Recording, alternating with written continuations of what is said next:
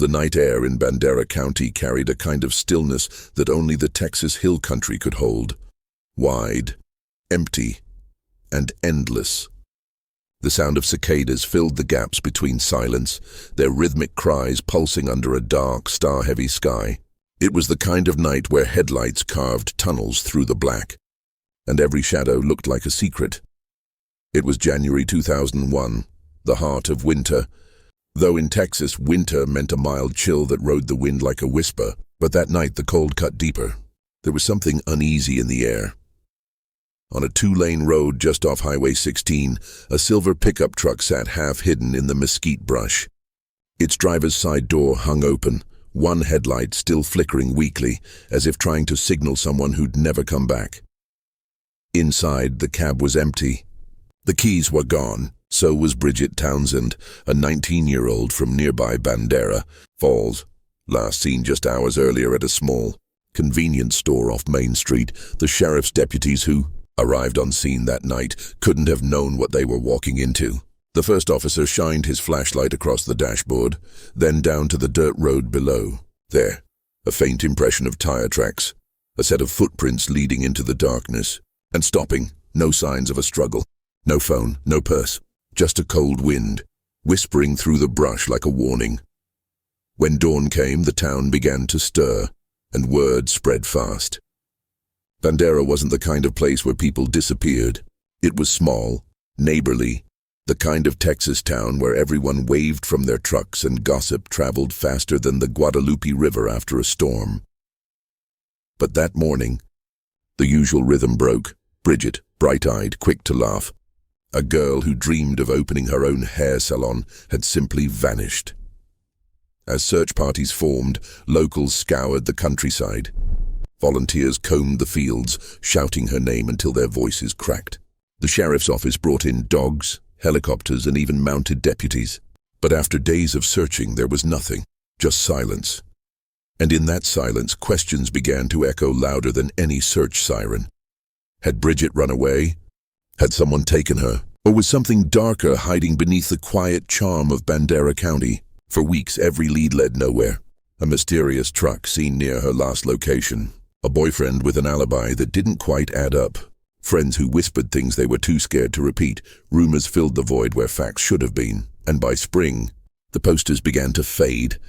Her smiling face peeling from bulletin boards and gas station windows. Washed pale by rain and time, it would be 20 long years before anyone would know what really happened to Bridget Townsend.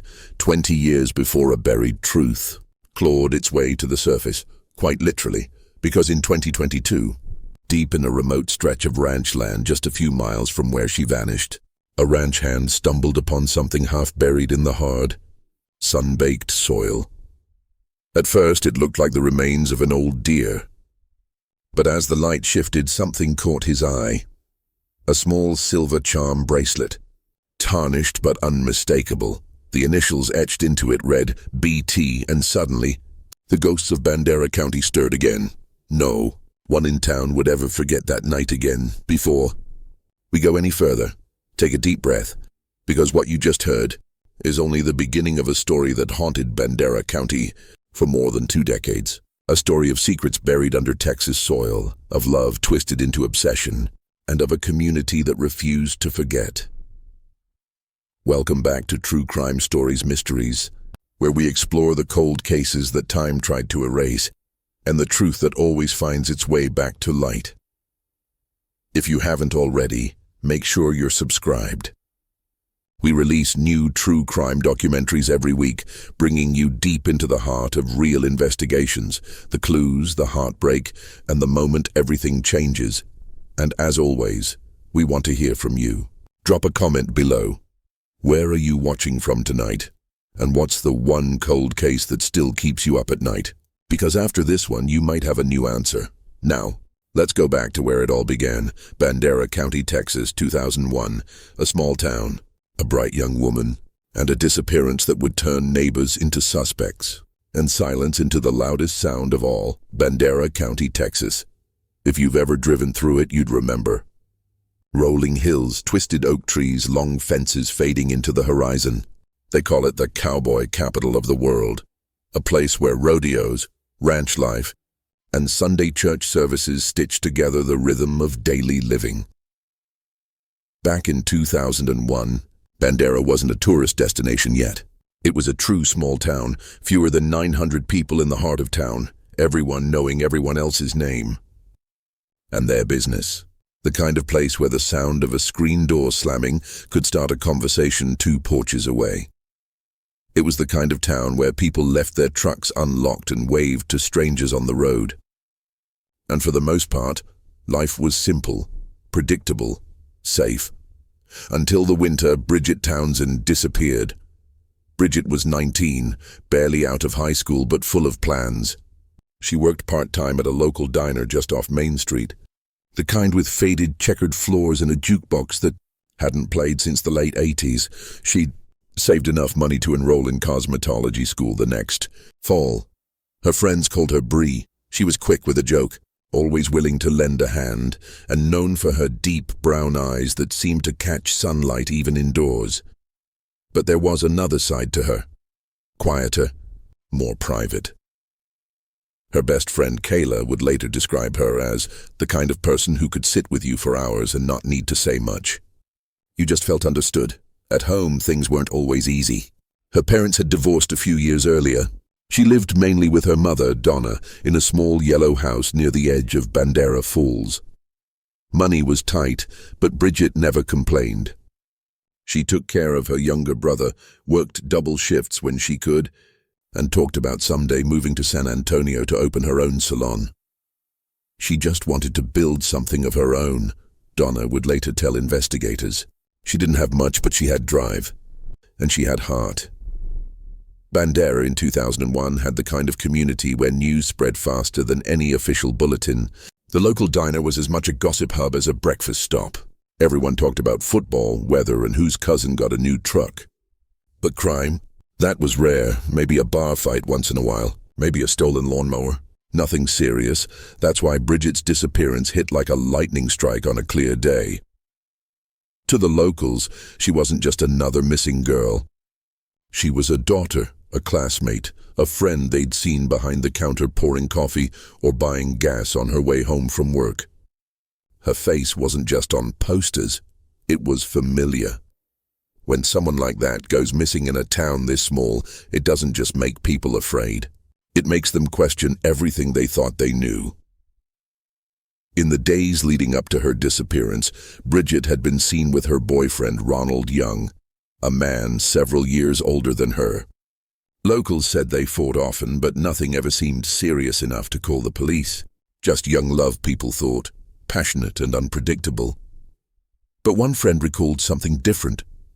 She came into work one night quiet.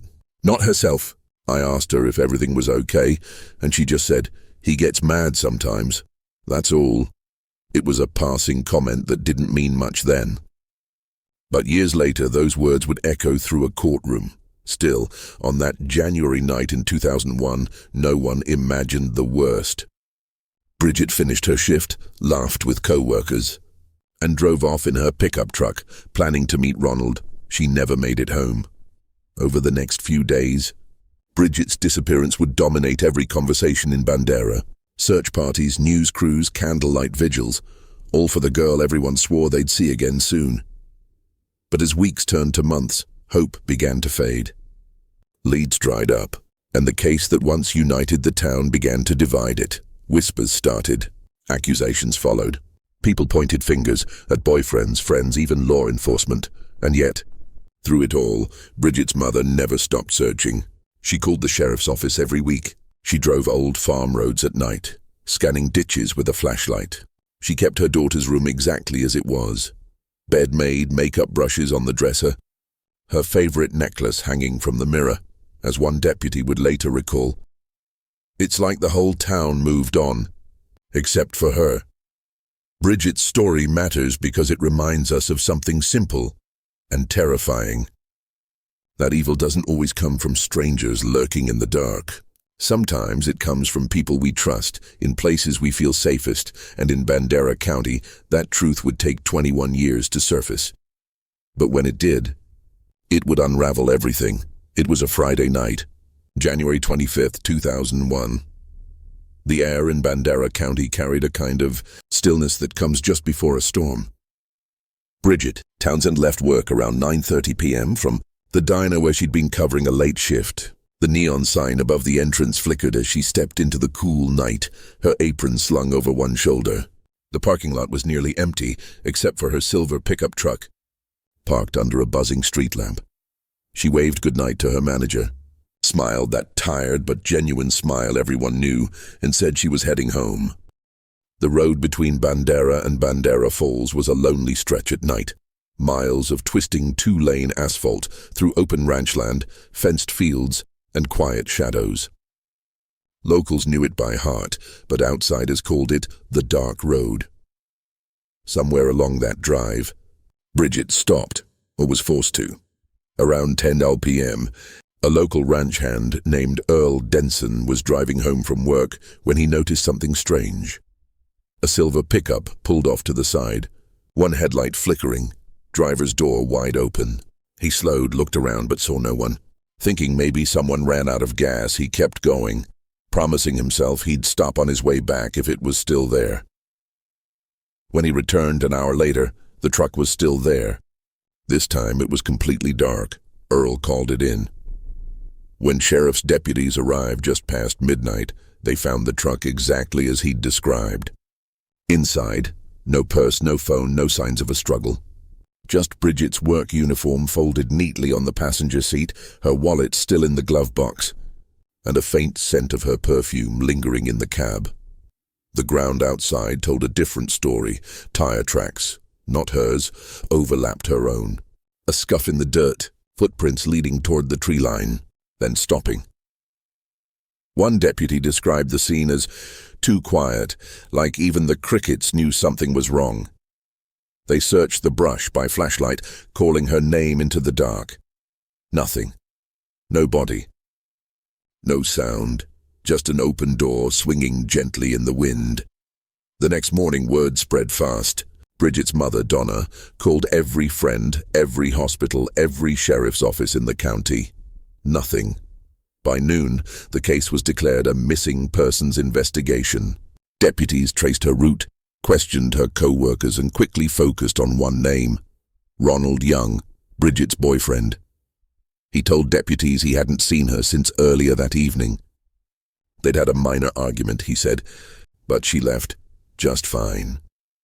He said he went home and fell asleep watching TV. Something about his story felt too tidy. Detectives noted fresh scratches on his hands and a bruise on his neck. He claimed they were from work, fixing fence posts, but when they checked, his boss said he hadn't worked that day. Still, with no body and no direct evidence, there wasn't much they could do. Over the next week, Bandera County turned itself inside out. Volunteers formed search lines through the fields. The local radio station ran her description every hour. Flyers were stapled to every telephone pole within 50 miles. The sheriff's office brought in cadaver dogs, helicopters, even divers to check the nearby Medina River. But the land was vast, and time was already against them. Each day without a lead made it harder to believe she was still alive. And each night, the town grew quieter, theories filled the silence. Some whispered she'd run away, maybe to San Antonio. Others said she'd been taken by someone passing through. A few insisted her boyfriend knew more than he was saying, but no one could prove anything. A week later, a call came in to the sheriff's office. A woman claimed she'd seen Bridget at a gas station near Kerrville, alive, alone, buying a drink. Deputies rushed there, reviewed grainy security footage. It wasn't her, just another girl with dark hair and a Texas accent. That false hope hit the family hard. Donna stopped answering calls for days after that. When she finally did, her voice was flat. They keep finding other girls, just not mine. By the end of February, the case was cold, at least officially. The reward posters remained up, but the volunteers went home. Media coverage slowed. Deputies were reassigned to other cases, but Donna never stopped. Every few weeks, she'd drive that same stretch of highway where her daughter vanished, parking near the same spot, stepping out into the quiet night and waiting. Sometimes she'd talk aloud, Like Bridget could still hear her. "Tell me where you are, baby. Just tell me." Years later, locals would remember those nights, seeing her mother's car parked by the roadside. A small figure in the dark holding a flashlight. Bandera was still Bandera. Rodeos, church picnics, small-town life. But something had shifted. People locked their doors now. Teenagers drove in pairs. The innocence of the town. Gone. And though time dulled the panic, it didn't erase the question that haunted everyone. What really happened on that road that night?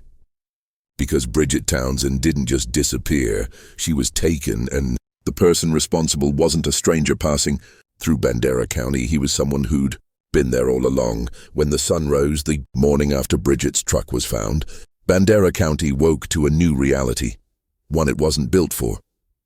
The sheriff's office parking lot filled with reporters, volunteers, and worried family members. The phone lines jammed with tips and theories. Deputies who usually dealt with livestock disputes were suddenly handling a potential abduction. And for the first time in memory, fear had a face. Within 48 hours, Bridget's story was everywhere, from local papers to San Antonio's evening news.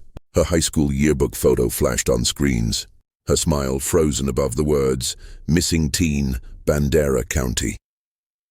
The coverage started with sympathy, but as the days passed, it turned into speculation. Rumors grew legs. Some said she'd been planning to leave town.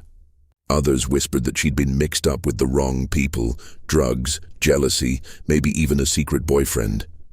But none of that matched what her family knew. Bridget was grounded. She had plans. She had no reason to run. Still, when there's no body, people fill the silence with stories. Sheriff's investigators combed through every lead, starting with the obvious: Ronald Young. He'd been Bridget's boyfriend for nearly 2 years, and their relationship had always been rocky. Friends described arguments that got loud, sometimes physical. He had a temper, they said, but also a way of apologizing that made Bridget forgive him every time. When deputies questioned him, his answers were calm. Too calm. He said he'd met her earlier that evening, that they'd argued, and she left. He didn't follow her, didn't know where she went. He even agreed to take a polygraph test, and passed. At least, that's what the results said. Behind closed doors, detectives weren't convinced. His story had gaps, stretches of time unaccounted for. One investigator, Deputy Harold Pierce, remembered it years later. It was like he'd rehearsed it. Every detail was neat and tidy, except real life isn't tidy. Real life leaves cracks, but cracks don't count as evidence, and so, for lack of proof, Ronald Young walked out of the sheriff's office a free man. Over the next month, tips poured in, and most went nowhere. A man claimed he'd seen a silver truck matching Bridget's being towed near Kerrville. Turned out to be a different vehicle. Another caller insisted she was living under a new name in Houston. Deputies followed that too, another dead end. Then came the so-called river clue. Searchers found what they thought were bloodstains near the Medina River crossing. The forensic team rushed out, collected samples, and sent them to the lab, animal blood. Every time hope flickered, reality snuffed it out. Weeks turned to months, and Bandera began to change. People who once left their front doors open started locking them. Women started carrying pepper spray. Parents who used to let their teenagers drive alone after dark now insisted on phone check-ins, and suspicion began to fester. Neighbors looked at each other differently. Conversations turned quiet when certain names came up. There were whispers about law enforcement not doing enough, about the sheriff being too friendly with certain families, about Ronald Young having connections that kept him untouchable. In a town this small, everyone wanted answers, and when they didn't come, they started creating their own. Donna Townsend became a familiar face at the sheriff's office. Every morning she'd call, every few days she'd show up in person asking for updates. Sometimes she'd bring cookies, other times tears. She didn't just want answers, she needed them. But the more she pressed, the more people began to avoid her. Some neighbors crossed the street when they saw her coming. Others offered sympathy but little else. People get tired of grief, she'd say later. They don't mean to, but they do. She joined missing persons groups, put up flyers as far as Dallas, even hired a private investigator for a few months. But without new leads, even he had to let it go. By summer, Bridget's disappearance had slipped from headlines to the back pages. Among the files that piled up in the sheriff's evidence room was a small plastic bag. Inside it, a broken necklace chain found about 100 yards from Bridget's truck. It was dismissed early on as coincidence. No one could confirm it was hers. The case notes listed it simply: Item 47, metal chain, unknown origin. Years later, that very item would become the key to everything.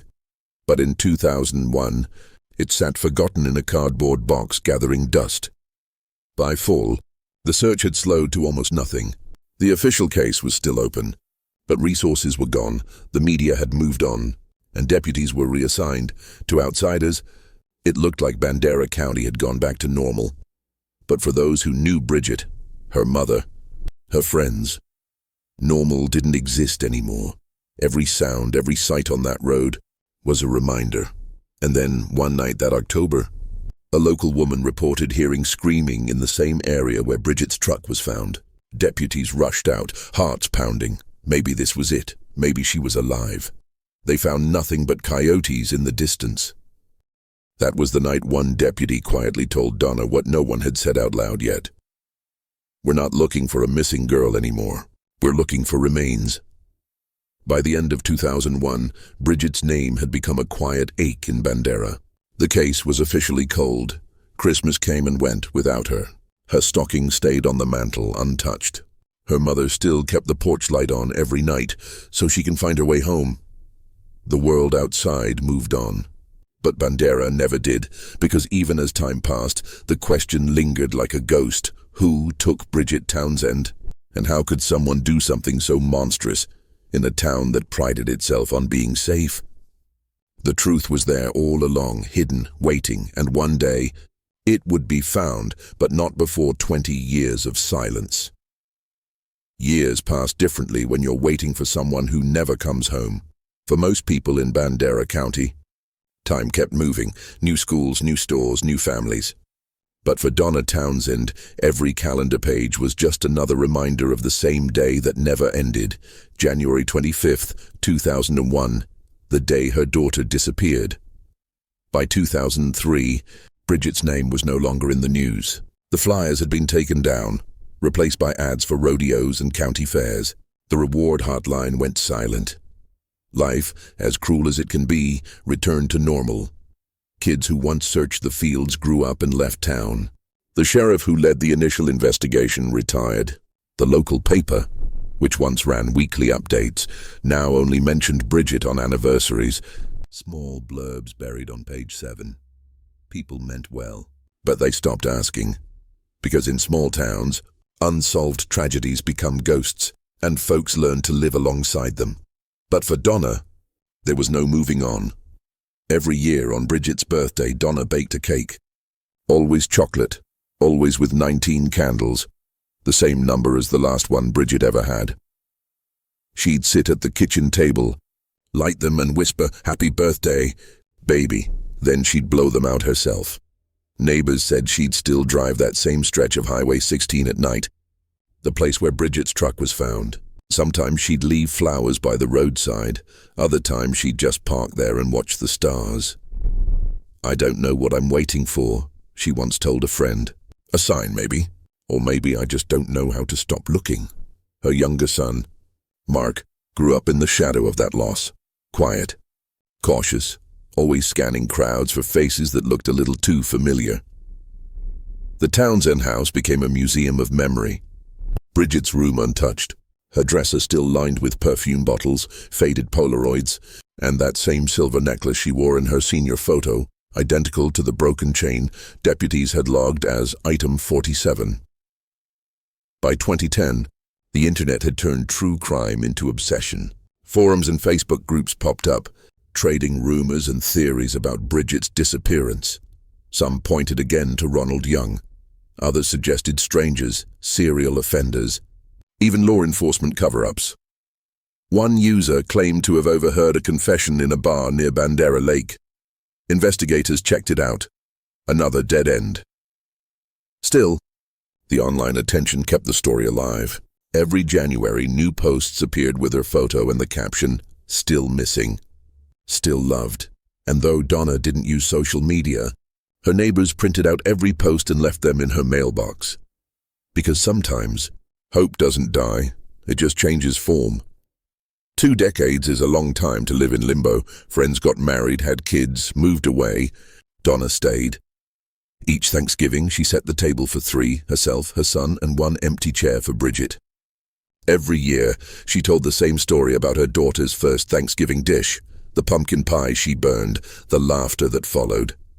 At first, family members smiled through tears. But as years went by, those smiles faded. Grief doesn't stay sharp forever. It dulls into something quieter, heavier. "You stop crying every day," Donna would say, "but you never stop hurting." Inside the Bandera County Sheriff's Office, Bridget's case file grew thicker each year. More notes, more interviews, more nothing. Detective Pierce, the same one who doubted Ronald Young back in 2001, stayed with the department. He kept her photo taped to his desk, a silent reminder of unfinished business. When cold case units were introduced in Texas in the late 2000s, he submitted Bridget's case. But without DNA, without new evidence, there was little anyone could do. "Until we find her," he said. "We can't prove anything, and without a body, no one could even say for sure what anything was." By 2015, Donna had grown older, her hair silver, her hands worn. She still lived in the same yellow house, now quiet except for the ticking of a clock and the occasional creak of the porch swing. She prayed every night, not for a miracle, but for peace. Sometimes she'd dream of Bridget, always the same dream, her daughter standing in a field smiling, sunlight behind her. But every time Donna tried to reach her, Bridget would turn and walk away into the trees. She'd wake up crying, and each morning, she'd whisper, "I'll find you." For 2 decades, the case stayed frozen in time. No arrests, no confessions, no closure. Just absence. And yet Bandera never fully forgot. Each year a local church hosted a candlelight vigil.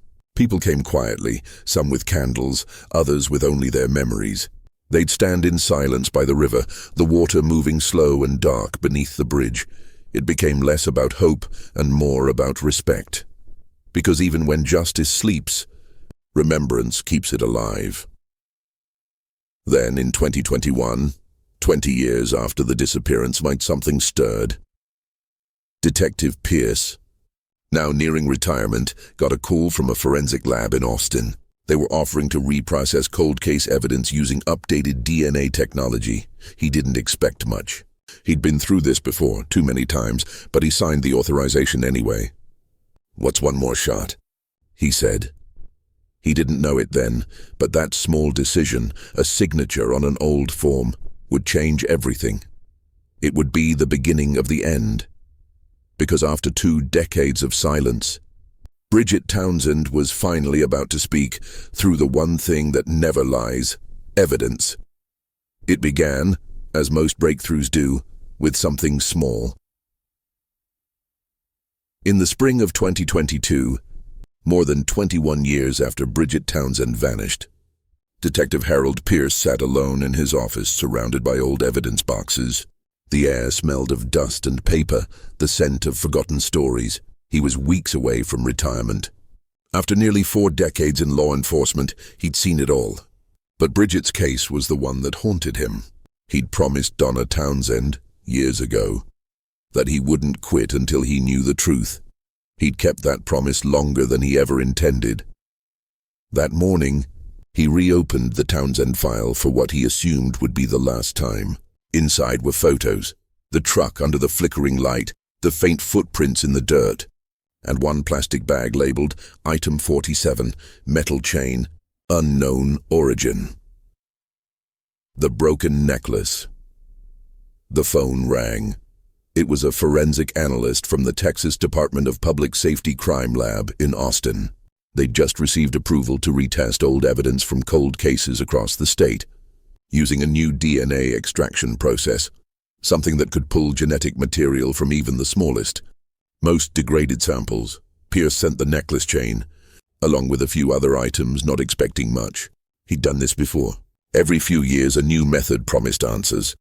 Every time, the results came back the same, inconclusive. Still, he figured, why not one more? Weeks passed. Then one afternoon in May, Pierce got another call. This time, the analyst's tone was different. "Detective Pierce," she said.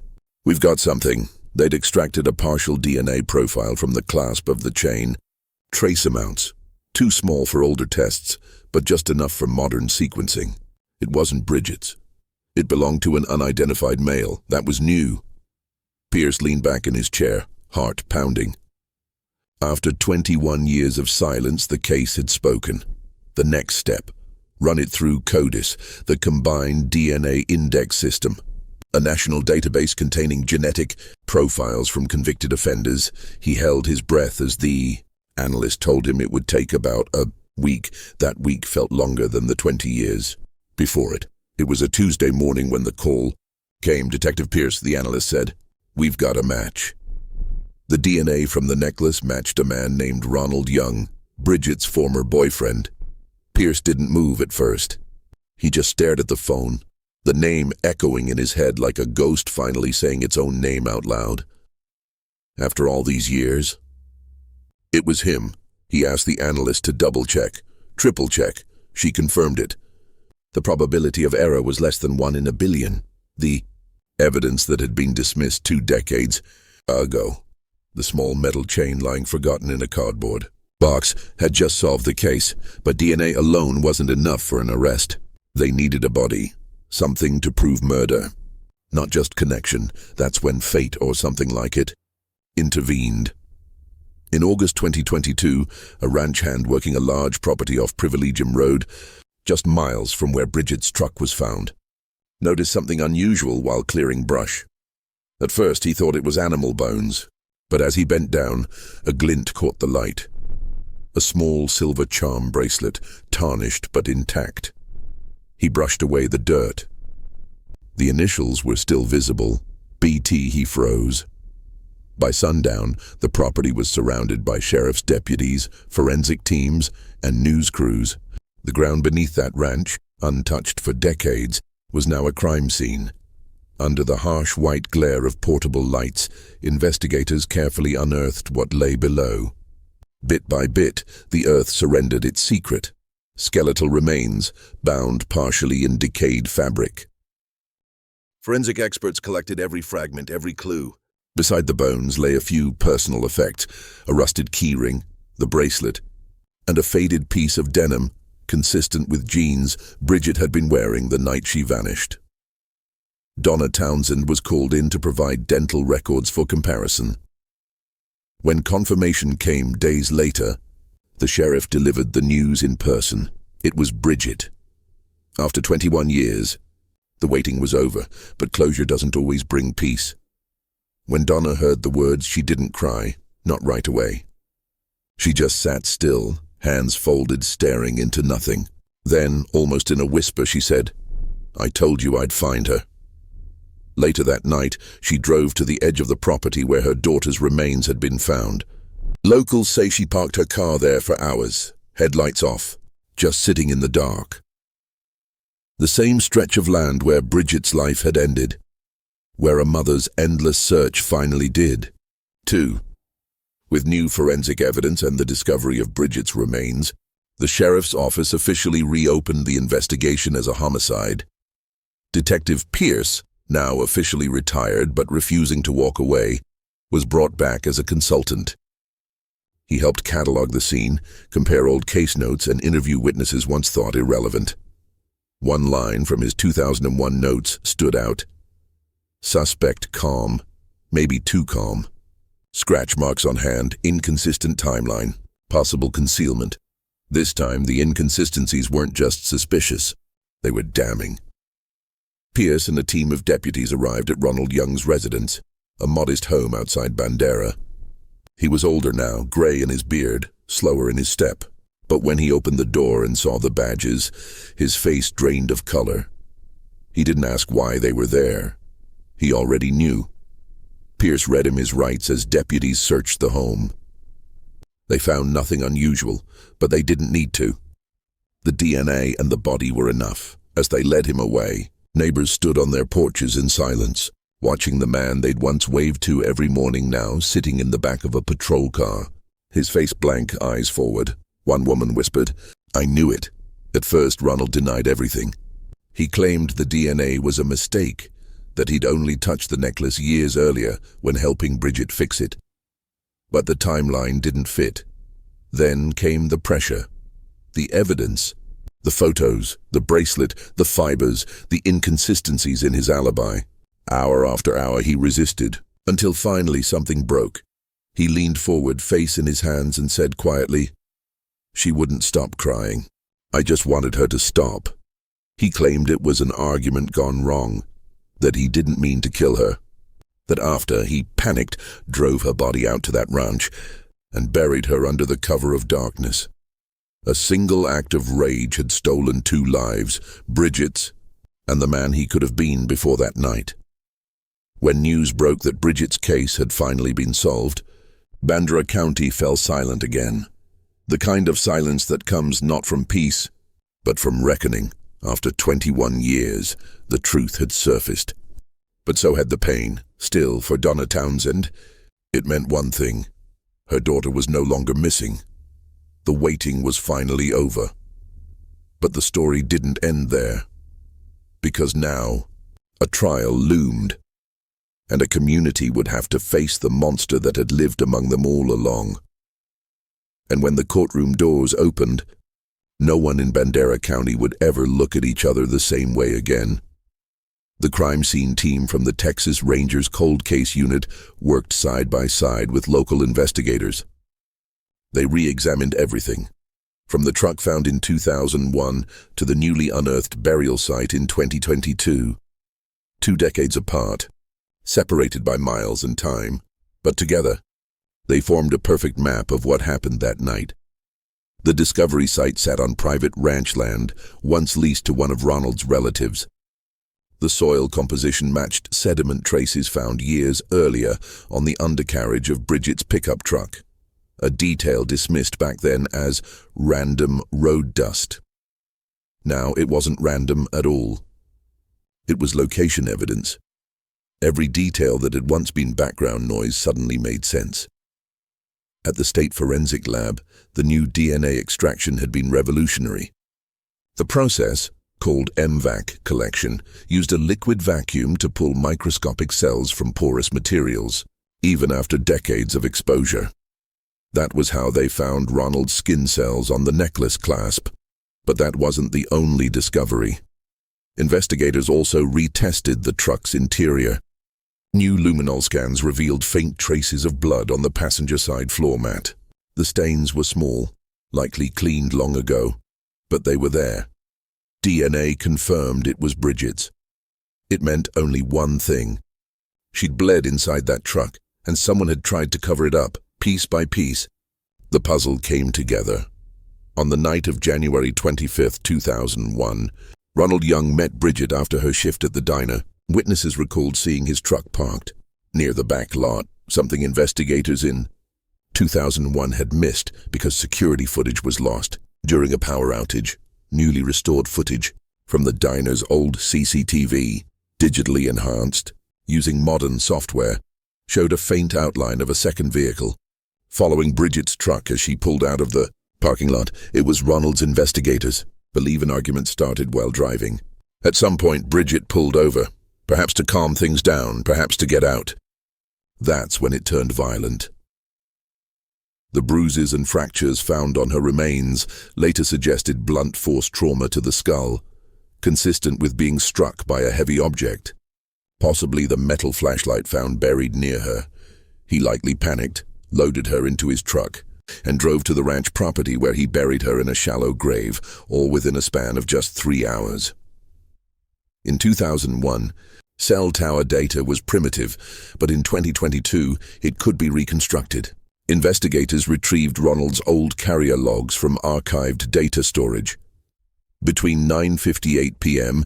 and 10:37 p.m. on the night of Bridget's disappearance, Ronald's phone had pinged repeatedly off a tower less than half a mile from the site where her truck was found. Then, at 12:03 a.m., the signal jumped, connecting briefly to a tower near the ranch. After that, his phone went dark for 4 hours. When it powered back on at 4:17 a.m., it pinged from his home address. To investigators, it painted a chillingly clear timeline, and yet, when confronted with this data, Ronald barely flinched. He just stared at the table and said, "That phone must have been in my truck. I lent it to someone." But there was no record of anyone else borrowing his vehicle.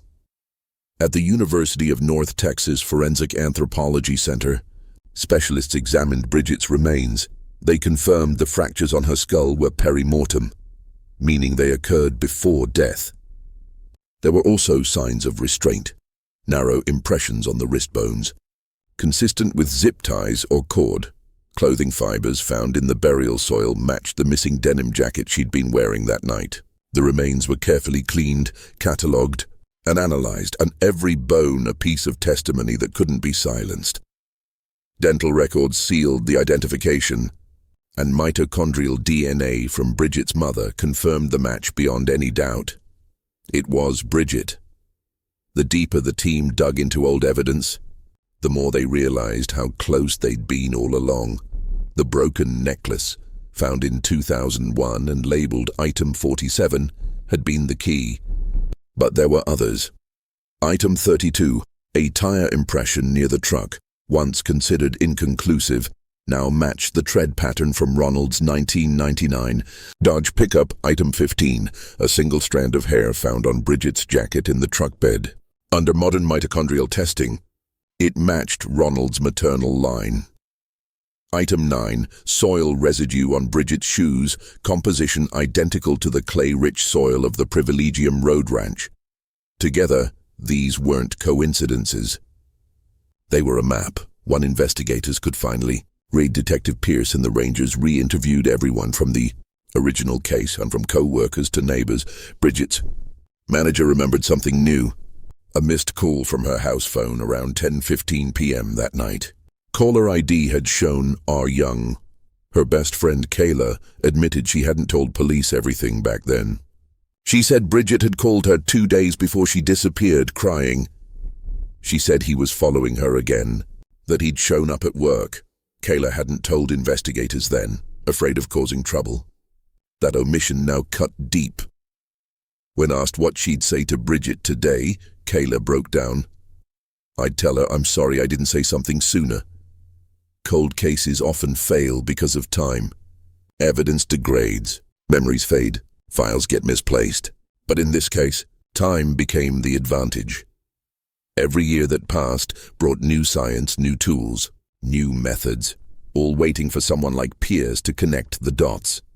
It was forensic persistence, not luck, that solved this case. The old mistakes now looked like opportunities missed, but the truth had survived, and once evidence speaks, it doesn't forget. When investigators confronted Ronald with the full scope of evidence, his final version of events came tumbling out. He said they'd argued over her wanting to break up.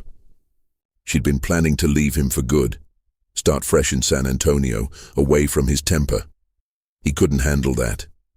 "I thought she was seeing someone else," he muttered during the interrogation. "She said she wasn't, but I knew.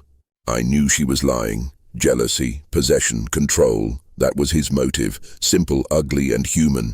He struck her once, maybe twice, panicked when she didn't move, then buried her like an inconvenience he thought would stay buried forever. But time, as it turns out, doesn't erase guilt. It preserves it. By late 2022, the district attorney's office had enough to proceed. The case file, over 1,000 pages thick, was airtight. Between DNA, soil analysis, vehicle evidence, and phone records, every thread pointed to Ronald Young. A grand jury returned an indictment for first-degree murder. Detective Pierce stood outside the courthouse the day it was announced. When reporters asked how it felt, he said quietly, "It feels like she finally came home." But the story wasn't over yet, because even with overwhelming evidence, justice isn't automatic. Now it would come down to the courtroom, where facts meet emotion, and where a mother would finally face the man who stole her daughter's future. The arrest of Ronald Young didn't happen with flashing sirens or a dramatic chase. It happened quietly, on a humid September morning in 2022, the kind of morning when the Texas sky sits low and heavy. Neighbors would later say they knew something was wrong even before they saw the deputies. There was a stillness that hung in the air, as if the town itself was holding its breath. At 8:47 a.m., Detective Harold Pierce and two deputies from the Bandera County Sheriff's Office walked up the gravel driveway of a modest ranch-style home on Whispering Creek Road. The house was familiar to many in town. Everyone knew it belonged to Ronald. Pierce had rehearsed the moment in his head 100 times over the years, but now that it was real, his hands felt heavier than the badge on his chest. He knocked twice. When Ronald opened the door, his expression flickered, surprise, then resignation. He didn't ask what it was about. He didn't need to. Pierce read him his rights slowly, his voice steady. Deputies cuffed Ronald's wrists as he stood in the doorway, barefoot, his grey hair unkempt. He looked nothing like the man from the photographs, the one who used to ride bulls at the Bandera fairgrounds, who'd buy Bridget flowers after every argument. He didn't fight. He didn't speak, he just said quietly, "Guess you finally got me." Within hours, word had spread through Bandera like wildfire. By noon, it was on every local station. Bandera cold case solved. Suspect arrested. After 21 years, the town that had lived in quiet speculation for 2 decades suddenly found itself at the center of national attention. News trucks lined Main Street, anchors standing in front of the courthouse, microphones catching every detail. People stopped mid-conversation in grocery aisles when the story came on the radio. Others stood outside the diner, the same one where Bridget had worked, watching through the windows as the broadcast replayed her smiling photo from 2001. She was just a kid, one customer whispered, all this time. And he was right here. In small towns, truth cuts deep. Some people said they always suspected Ronald. They remembered his temper, the way he'd isolate Bridget, the bruises she sometimes brushed off. Others couldn't believe it. They'd gone to church with him. Their kids had played Little League together. One neighbor said, "Ronnie, no way. He's rough, but not evil." But the evidence said otherwise. And for many, that was the hardest part. Because when evil hides behind a familiar face, it shakes something fundamental. It makes you question how well you really know anyone. Donna Townsend received the call about the arrest while sitting on her porch, sipping coffee. The sheriff himself came to deliver the news in person, a gesture of respect for a woman who'd spent half her life waiting. When he told her, she didn't speak for several seconds. Then she closed her eyes and whispered, "Thank you. Thank you for not giving up." She didn't cry then, not until later, when reporters gathered outside her home. Standing before cameras for the first time, she said softly, "This doesn't bring her back. But it brings her home, and that's all I ever prayed for." Behind her, a framed photo of Bridget sat on the porch table, surrounded by candles and wildflowers. For Detective Pierce, the moment was bittersweet. He'd kept his promise, but the victory came late and heavy. Reporters asked him how it felt after 2 decades. He paused before answering. "You can't celebrate something like this," he said. "You can only honor it." He didn't sleep much that week. Instead, he spent nights going through the case file one last time. Not because he needed to, but because he couldn't stop. He reread the notes, the witness statements, the photos. The one that always stopped him cold was the picture of Bridget at the diner, hair pulled back, smiling, unaware that it would be one of the last images ever taken of her. She deserved better than 21 years of silence, he said. Bandera County hadn't seen this kind of unity since the early days of the search. Churches held vigils again, this time not for hope, but for remembrance. On a cool October evening, hundreds gathered at the town square. They lit candles, shared memories, and listened as a local pastor spoke. "Justice delayed is not justice denied. Tonight we honor Bridget and every soul still waiting to be found. Donna stood in the front row, holding her son's hand. The light from the candles danced across her face, lines of grief illuminated by something softer now, relief. For some, the arrest reopened old wounds. Friends who'd once dated, families who'd fallen out over rumors, everyone had an opinion, a version of the truth they'd held onto for 20 years. The diner where Bridget worked became a memorial site. People left flowers on the counter. A handwritten sign read, "Welcome home, Bridget." But in private, some residents struggled with guilt. The guilt of doubt, of looking the other way, of convincing themselves the danger wasn't real. "We all thought it couldn't happen here," one lifelong resident said. But it did. Right under our noses. The illusion of safety had shattered, and yet in its place something else took root: awareness. Resolve. When reporters dug into Ronald Young's background, they found a man with a history of volatility, arrests for bar fights, a reputation for jealousy, and a pattern of controlling behavior toward partners. Friends said he'd mellowed with age, but the truth was he'd just gotten better at hiding. He'd built a life in Bandera, odd jobs, weekend barbecues, waving to neighbors from his porch, all while carrying the secret of what he'd done. "He sat across from me at church potlucks," one resident said, "and I never knew." The revelation left the town in collective disbelief and quiet rage. Within weeks of his arrest, Ronald was formally charged with first-degree murder and tampering with evidence. His bond was denied. In court, he appeared gaunt, expressionless, a ghost of the man people once knew. When asked for his plea, he said only one word: "Not guilty." The courtroom buzzed. Donna sat in the front row, clutching Bridget's necklace. The same one found broken, the same one that led to this day. Pierce sat behind her. His eyes stayed fixed on Ronald. This wasn't just about evidence anymore. It was about endurance. 2 decades of pain, finally facing its reckoning. The arrest didn't heal Bandera County overnight, but it brought something close to peace, the kind that comes from knowing, at last, that the truth can't stay buried forever. Still, the story was far from over, because now, everything and every heartbreak, every clue, every sleepless night would be laid bare in court.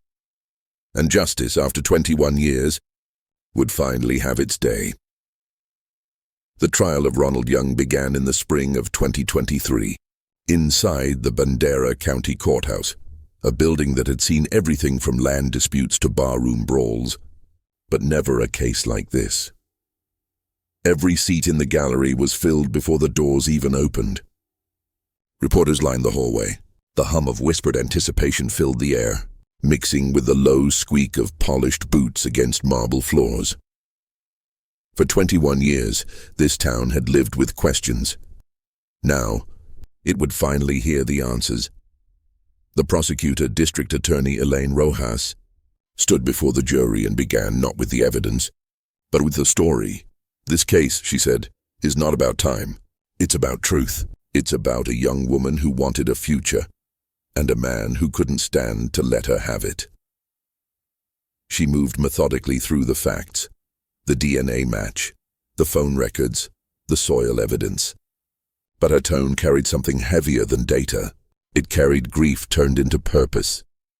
"You will see that every piece of evidence, every missed clue, every scar on this community points to one person, the defendant sitting right there."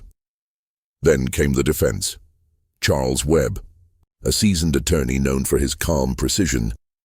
He argued that the case was circumstantial, that the evidence was contaminated by time, that the confession was coerced.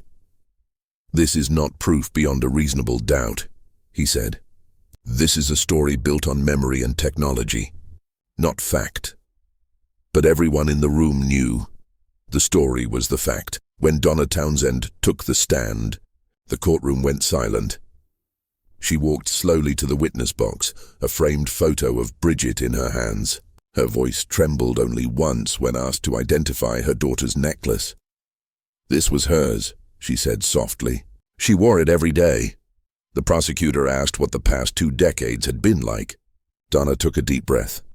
"Like waiting for a door to open that never does," she said.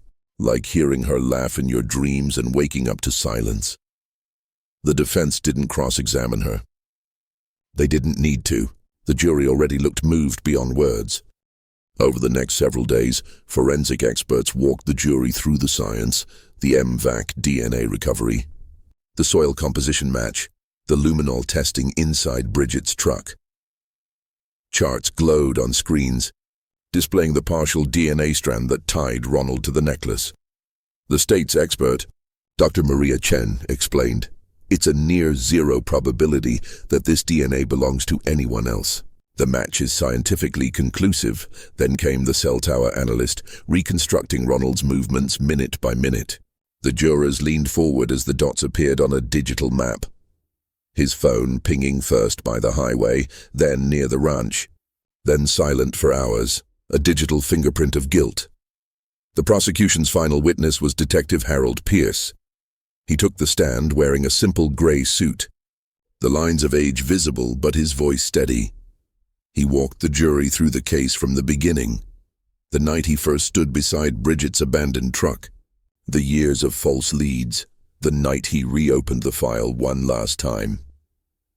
Then the prosecutor asked, "Detective, what made you keep going after all those years?" Pierce paused, eyes glancing toward Donna in the front row. "Because she never gave up," he said, "and because somewhere in all that silence I knew Bridget was still waiting to be found. It wasn't rehearsed. It wasn't legal rhetoric. It was truth. And the room felt it." When Ronald's attorney called him to the stand, the room shifted. Reporters leaned forward, jurors exchanged glances. Ronald looked smaller than before. Years of secrets seemed to weigh him down.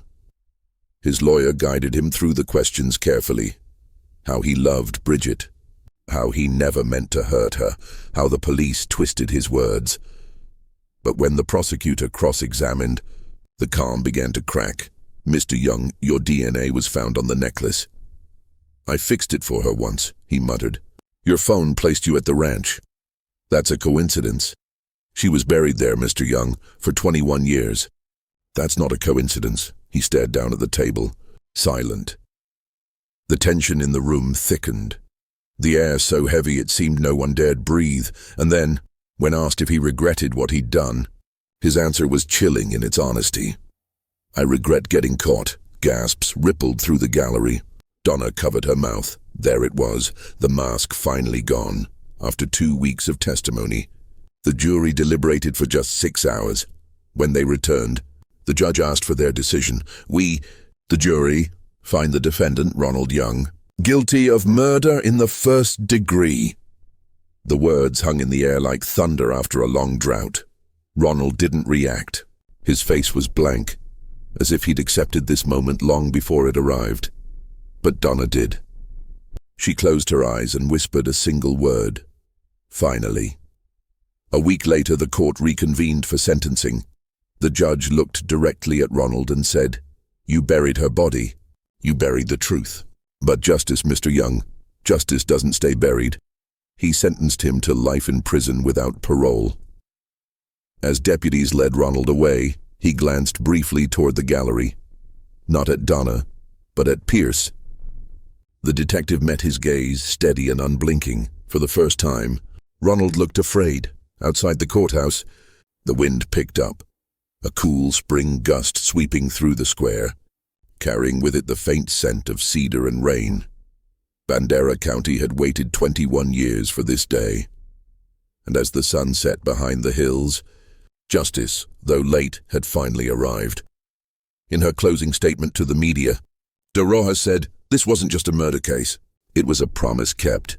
To a mother, to a daughter, and to a community that refused to forget." The cameras flashed. The courthouse lights dimmed, and for the first time in over 2 decades, the people of Bandera could sleep, knowing that the truth, long buried, had finally been unearthed. A month after the verdict, Donna Townsend woke to the sound of rain on her roof, a rare, gentle rain that soaked the Texas soil and brought the smell of earth and cedar through her open window. For the first time in 21 years, She didn't feel the need to check the phone. There would be no new calls, no new searches, no false hope, only peace. She brewed her coffee, sat by the window, and looked out at the small garden Bridget had planted behind the house. The one Donna had kept alive all these years. The wildflowers were blooming again. She whispered, "We did it, baby." That afternoon she drove to the cemetery just outside of town. Beneath a simple white headstone engraved with Bridget Townsend, 1981-2001, she placed a fresh bouquet of bluebonnets. "You're home now," she said, and for the first time, she smiled. Detective Harold Pierce retired officially 2 months later. He declined interviews, though reporters tried. He didn't want to be the story. He'd kept one thing from the case, a small copy of the photo Bridget's mother had given him back in 2001. He framed it, placed it on his bookshelf between his commendations. When asked by a young officer what made him stay on the case all those years, he said, "Because cold cases aren't cold. They're waiting. They just need someone to listen long enough." He still drives by that stretch of Highway 16 sometimes. The mesquite trees have grown taller, but the road is the same. "You don't forget a place like that," he says quietly. "Not when it changes everything you believe about justice." In Bandera County, Bridget's story changed things, not just hearts, but systems. The sheriff's office launched a new cold case task force, dedicated to re-examining unsolved disappearances across the region. They named it the Townsend Initiative. Every January, on the anniversary of her disappearance, the department now holds a memorial and community outreach day, part remembrance, part commitment to the families still waiting for closure. Deputies wear small silver pins, shaped like a bee, for Bridget. At the local high school, students raised funds for a scholarship in her name, awarded each year to a graduating senior pursuing forensic science or criminal justice. One of the first recipients, a young woman named Samantha Rivera, said during her speech, "Because of Bridget Townsend, I believe no story should ever go unheard. For many in Bandera, the case forced a reckoning, not just with evil, but with apathy.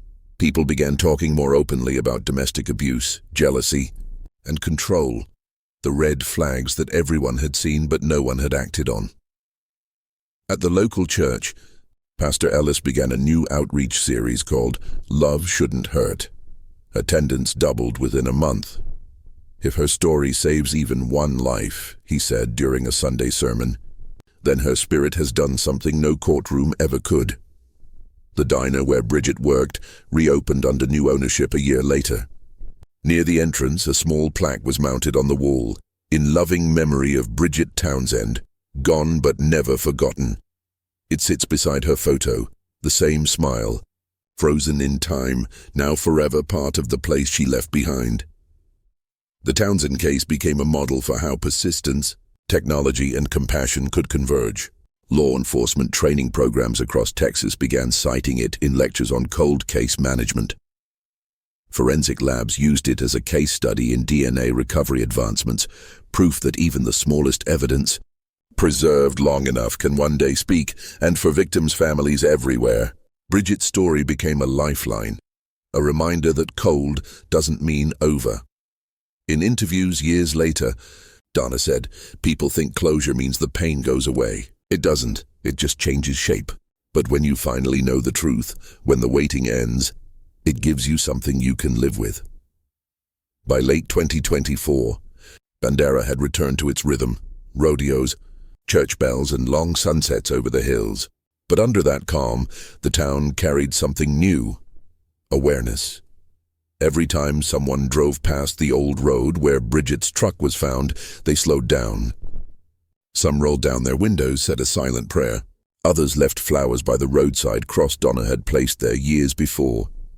It's become part of Bandera's landscape now, a symbol, a warning, a promise, a reminder that truth may hide. But it never dies. Justice didn't erase the pain, but it gave it meaning. And in a town that once whispered her name in fear, Bridget Townsend is now spoken of with strength. The Texas Hill Country looks peaceful now. The roads are quiet, the air still. But if you listen closely, there's a story in the silence.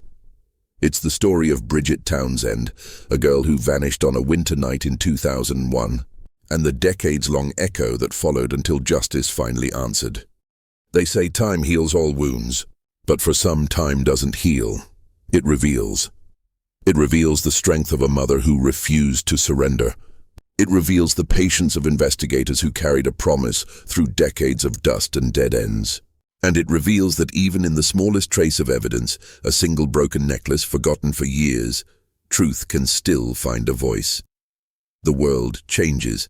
Technology evolves, but human nature, the capacity for love, for loss, for evil, remains the same. And maybe that's why stories like Bridget's stay with us. Because they remind us of what justice really is, not revenge, not closure, but remembrance. Every January, on the anniversary of Bridget's disappearance, people still gather in Bandera County. They light candles by the roadside cross. They speak her name softly, not in mourning anymore, but in gratitude. She is no longer missing. She is no longer a question. She is proof that silence doesn't last forever, and that the ones we lose are never truly gone. Not as long as someone keeps telling their story. Before we close tonight, ask yourself this. How many stories like Bridget's are still waiting, quiet, unsolved, unheard, in the dark corners of small towns like this one? How many mothers are still waiting by the window, hoping the phone will ring? If this story moved you, share it. Talk about it. Keep their names alive. Because sometimes that's what brings the truth back into the light. And if you haven't yet, make sure you're subscribed so you never miss a story that deserves to be remembered. Because here on Dark Trails, we don't just tell true crime. We tell the truth that time tried to forget. Some questions will never be answered. But in Bandera County, Texas, the truth, no matter how long it took, finally came home.